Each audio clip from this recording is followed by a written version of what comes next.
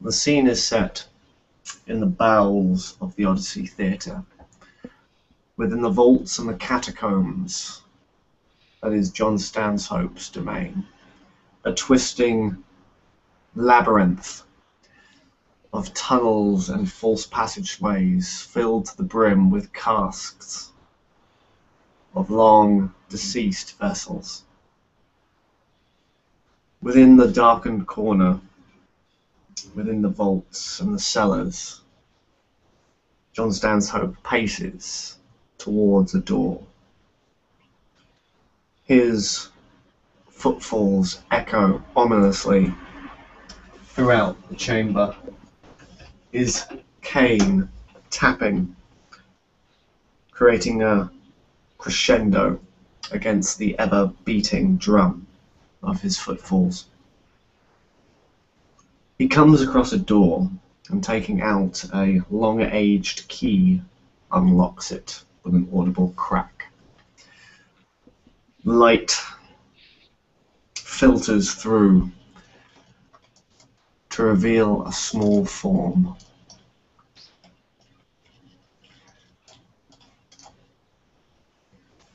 A young girl,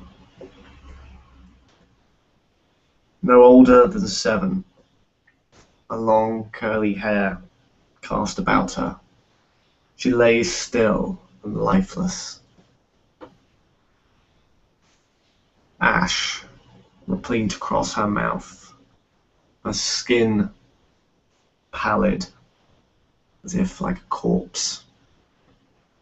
Black veins run across her face and arms. Her clothes are torn, and still the brown, dried stain of blood remains.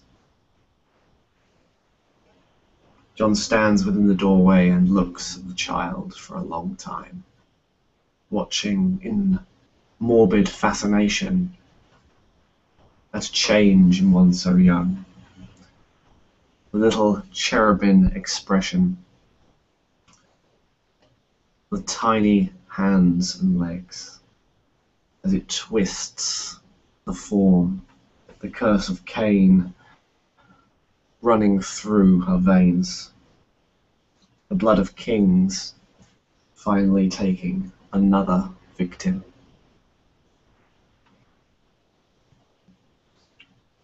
John signals, and a cask is dragged in.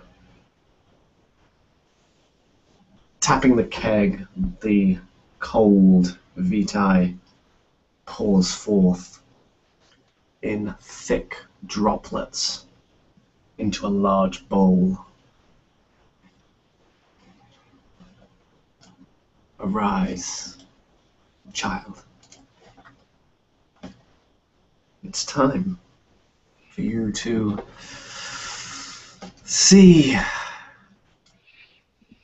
the world for how it is. The little girl, almost as if strangely on command, her eyes start to slowly open and fluttering as she looks around before slowly sitting up. She sees the bowl in his hands and is confused, but the smell is tempting. The color is just so vivid. She has to have it, and like a greedy child that she is, she quickly reaches out for it, grasping for it. Gimme! Gimme! Now, we have manners in this house.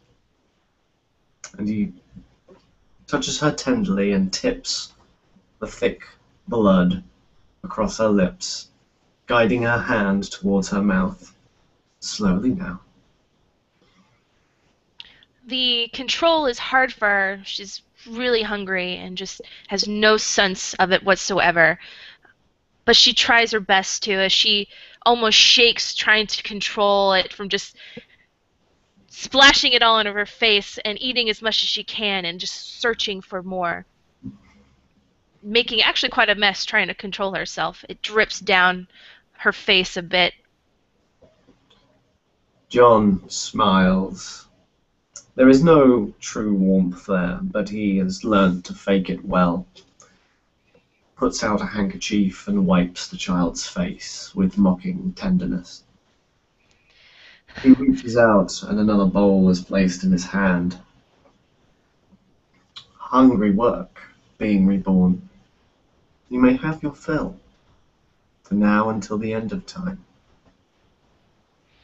She reaches out for the next bowl. She doesn't even stop, doesn't ask, please, thank you, nothing. She just, no manners at all, just reaches out for it herself. Yes, more. The child bloats herself on the blood until the cask is barely empty. But John knows that it takes a while before bottled vintages can tame the beast, and the first hunger is the worst. And so he guides his own wrist towards her mouth, pushing his own vitae into his strength. The beast is strong and it is hungry, and this child needs to be fed via her sire. Without even realizing it, after taking more blood, almost instinctually, she goes to bite his arm, wanting more, just to continue to gorge herself on this wonderful tasting juice that this nice man keeps giving to her. The blood is hot on her lips. A depth of flavor and intensity rushes through her body with kindred vitae. It is like cold fire, like being burnt on ice. The sensation of it hurts as it touches the roof of her mouth and tongue, but then slowly dissolves into a myriad of flavors. Oh yes, this is good. And she continues to drink for as long as he'll let her. Once he feels that she has had enough, he pulls her away, using his undead strength to keep her at bay. That's quite enough for now, as one. Are you sure? There's not more? There will be plenty if you're a good child. Mommy always said I was good. Didn't you talk to her? I did, but Mummy and Daddy don't want you anymore. They've had to go away to heaven, and they have left you in my care. But don't cry, little one. We found you a new mummy. She loves you very much. Was she the angel who sang? John smiles, the wickedness in his eyes flashing for a moment. Yes, child. She is an angel. She's going to be my... Oh, sorry. She's going to be my mummy now? She is. Would you like that? Well, if my mom, and she searches for the words now, she's a bit confused. If Mummy's in heaven, then I guess I can't have my old mummy. No. She just wanted what was best for you, little one. Then yes, the angel is fine. I'm glad. We'll see her soon, but we must make ourselves presentable. The angel is a little confused. Why? She doesn't want to be a family anymore. But we will change her mind. When she sees you and realizes how much you love her, then it'll all be better, like how it was.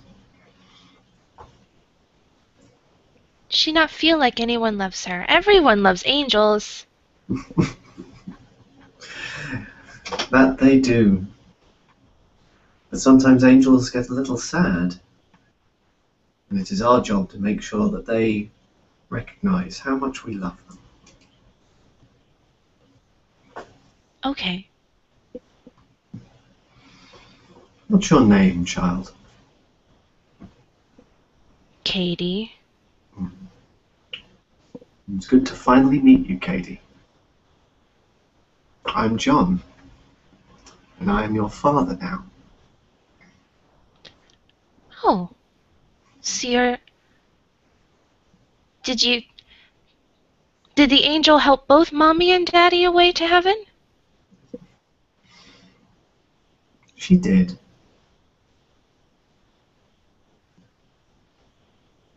Hmm. And so you're my daddy now. I see. That's right. Don't worry, Katie. We will make good care of you. And if you learn and do as we say, anything you want will be yours. I don't know. My old Mommy and Daddy didn't give me anything I wanted. I wanted a pony.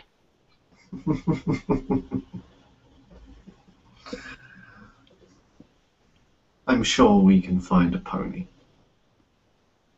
Good. Once we're a family again.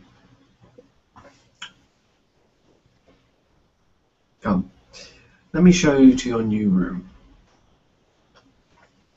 Okay, Daddy. He stands up and holds out his hand. She will take it as well. She still seems kind of confused, but I think she might be a little too young to really understand what's going on yet.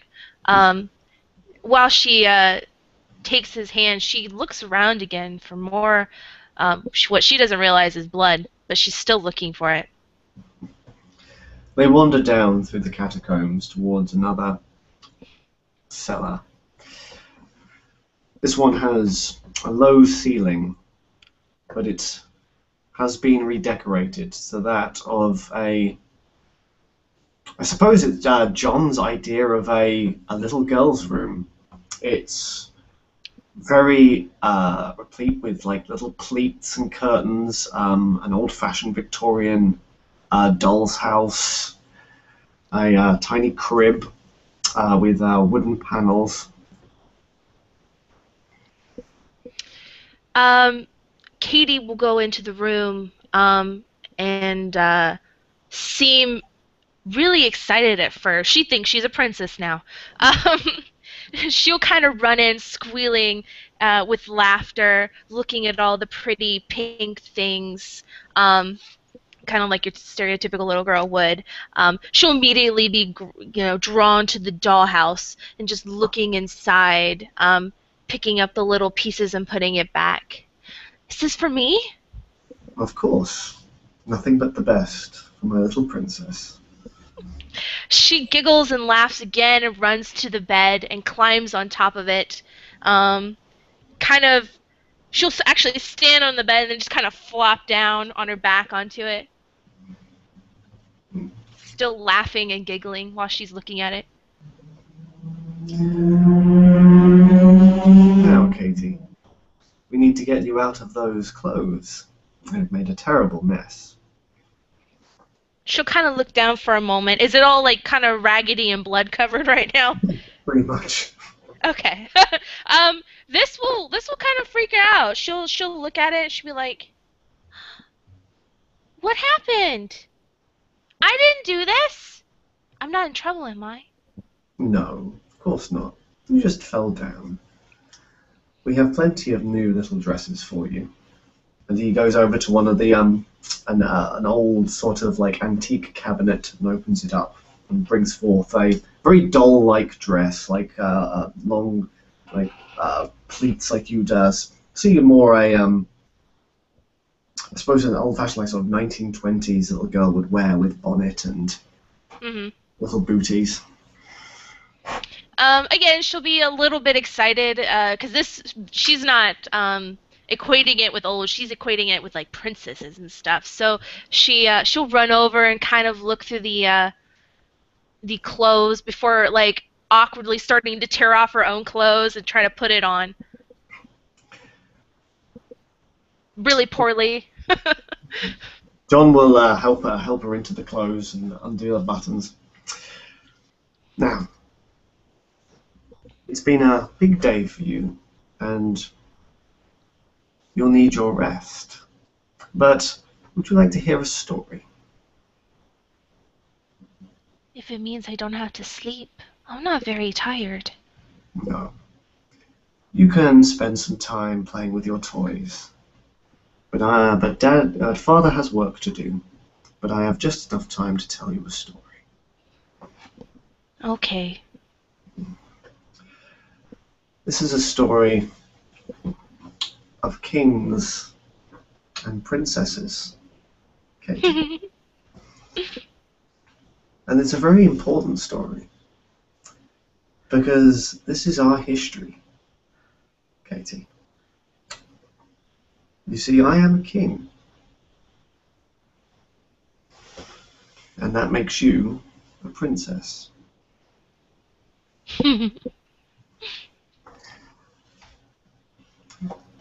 And John will have well, basically, I'm going to be using Uh-huh.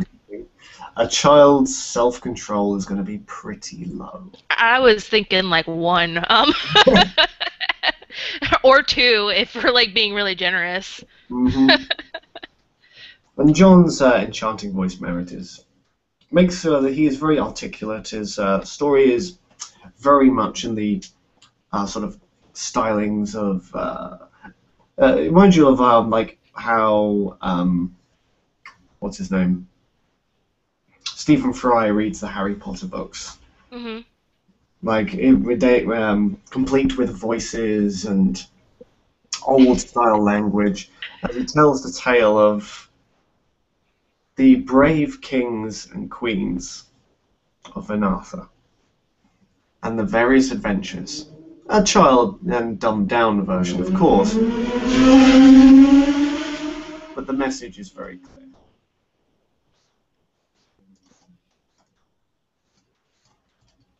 Three successes. He will need to tell her some more stories for it to be complete, but we have all the time in the world.